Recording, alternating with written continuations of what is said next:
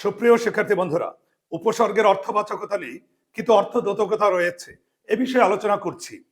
যে শব্দাংশের সাধারণত নিজস্ব কোনো অর্থ নেই কিন্তু অন্য শব্দের পূর্বে যুক্ত হয়ে নতুন শব্দ তৈরি করে সেই শব্দাংশকে বলা হয় উপসর্গ। বি এবং আ এই দুইটা শব্দাংশের নিজস্ব কোনো অর্থ নেই কিন্তু যখন শ্বাস শব্দের পূর্বে যুক্ত করে দিই তখন নতুন দুইটা শব্দ তৈরি হয়, বিশ্বাস এবং আশ্বাস। তাহলে বি এবং আ হচ্ছে উপসর্গ। এবার অর্থবাচকতা আর অর্থদ্যোতকতা। অর্থবাচকতা হচ্ছে অর্থ প্রকাশ করার ক্ষমতা, আর অর্থদ্যোতকতা হচ্ছে নতুন অর্থ সৃষ্টি করার ক্ষমতা। তাহলে বি এবং আ এই দুটা শব্দাংশের নিজস্ব কোনো অর্থ প্রকাশ করার ক্ষমতা নেই, তাহলে বি এবং আ এর অর্থবাচকতা নেই।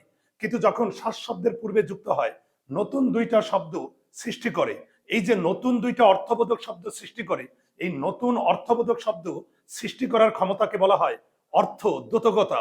তাহলে আমরা বলতে পারি উপসর্গের অর্থ